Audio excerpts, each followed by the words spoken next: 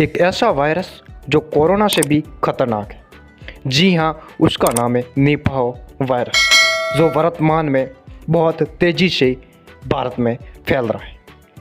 तो चलते हैं इसके बारे में, जानते हैं निपाह वायरस के बारे में, और इसके जो बचाव है, जो कार्य है, उसके बारे में भी बात करेंगे इस वीडियो में। तो पहले बात करते हैं ये जो निपाह वायरस है वो कहाँ से आया, इसकी उत्पत्ति कैसे हुई, तथा यह किन किन जानवरों में फैल सकता है। आइए जानते हैं इसके बारे में। निपाह वायरस यह एक ज़ूनॉक्स वायरस है। यह एक विषैले वायरस से मिलता जुलता है और गिरोह के भोजन के माध्यम से या फिर सीधे लोगों के बीच भी फैल सकता है।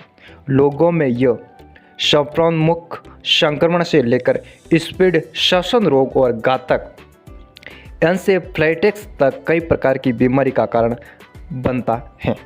यह वायरस सूअर जैसे जानवर में भी गंभीर बीमारी का कारण बन सकता है, जिसके परिणाम स्वरूप किसानों को गंभीर आर्थिक क्षति हो सकती है।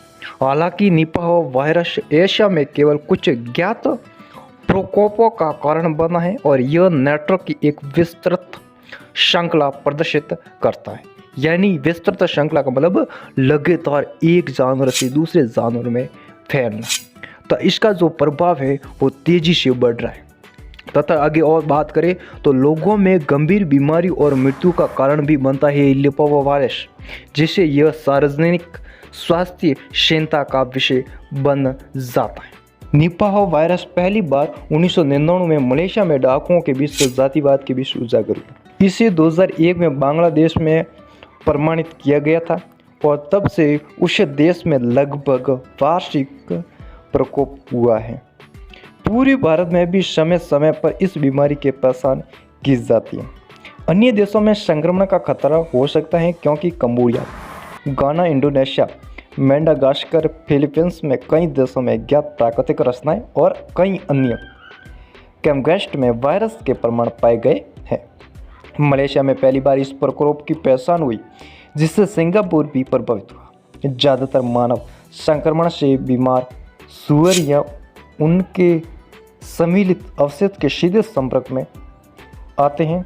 ऐसा माना जाता है कि शक्तिशाली सूअरों के श्राव के असुरक्षित संपर्क या किसी बीमारी या बीमार जानवर के असुरक्षित संपर्क के माध्यम से हुआ है। बांग्लादेश और भारत में बाद के प्रकोपों में चमगादड़ों के मूत्र या लार से मिट्टी के फल या फल के नमूने जैसे कच्चे खजूर का रस का सेवन आकर्षण का सबसे आम स्रोत था। बांग्लादेश और भारत में इसके प्रकोप के दौरान निपाह वायरस लोगों की मुक्ति और बेरोजगार के निकट संपर्क के माध्यम से सीधे मानव से मानव में फैल गया और 2001 में सिलीगुड़ी, भारत में स्वास्थ्य देखभाल सेटिंग के अंदर भी वायरस का प्रभाव दर्ज किया गया था, जहां 75% मामले अस्पतालों के कर्मचारियों या रेस्तरों के बीच थे। 2001 से 2008 तक बांग्लादेश में दर्ज किए गए निकटवर्ती तटीय समुद्र तट की देखभाल के माध्यम से मानव समाधान किए।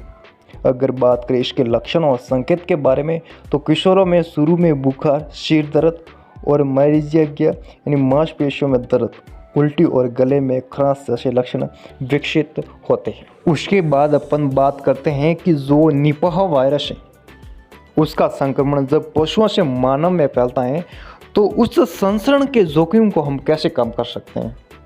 तो बीमार जानवरों या उनके ऊतकों को संभालते समय या वध करने और मारने की प्रक्रिया के दौरान हमारे पास दस्तावेज होने बहुत ही ज़रूरी है और दस्तावेज पैर के रखना हमको बहुत ही ज़रूरी है। यानी उसके दौरान दस्तावेज और अन्य सुरक्षात्मक जो कपड़े हैं वो पहने चाहिए। जहाँ तक संभव हो लोगों को संक्रमित सूअरों के संपर्क में आने से बचाना चाहिए। यानी ये जो संक्रमण है ये ज़्यादातर जो हमको देखा गया है सूअर में, और सूअर से डायरेक्ट मनुष्यों में फैलता है, ठीक है ना। तो इसका जो संसरण है वो सूअर से ज़्यादातर जो मानव है उसमें संसरण को देखा गया है, और जो नए सूअर है उसके फार्म स्थापित करते समय सत्र में फल वाले चमगादड़ों की उपस्थिति पर विचार किया जाना चाहिए। और सामान्य तौर पर जब संभव हो तो सूअर के सार और सूअर रोड को चमगादड़ों से भी बचाना चाहिए। और जो चमगादड़ हैं इससे भी इसकी जो उत्पत्ति बताई गई है। और उसके बाद अगर बात करते हैं कि मानव से मानव संसर्ग के जोखिम को कैसे कम कर सकते हैं, यानी अगर मानव फैल गए हैं और उसका जो संसरण है वो मानव से मानव में हो रहा है, तो इस तरह का जो जोखिम है वो हम कैसे कम कर सकते हैं। तो निपाह वायरस से संक्रमित लोगों के साथ असुरक्षित शारीरिक संपर्क से बचना चाहिए। जैसा कि कोई भी व्यक्ति शारीरिक संपर्क बनाता है तो इस चीज़ से हमको बचना चाहिए। या फिर अगर शारीरिक संपर्क बनाते हैं तो किसी प्रकार का हमारे पास कवच शरीर पर होना चाहिए ताकि उसका शरीर और हमारा शरीर टच ना हो, संपर्क न बने। उसके बाद बीमार लोगों की देखभाल करने या उसके मिलने के बाद नियमित रूप से हाथ धोना चाहिए। अगर हम किसी के पास मिलने जा रहे हैं जो व्यक्ति असुरक्षित हैं या फिर अस्वस्थ बीमार वगैरह हैं, तो घर आने के बाद में हाथ पे मुंह वगैरह उसको अच्छी तरह से साबुन से धो देना चाहिए ताकि उससे संबंधित जो वायरस संबंधित जो लक्षण है वो वहाँ पर नष्ट हो सके।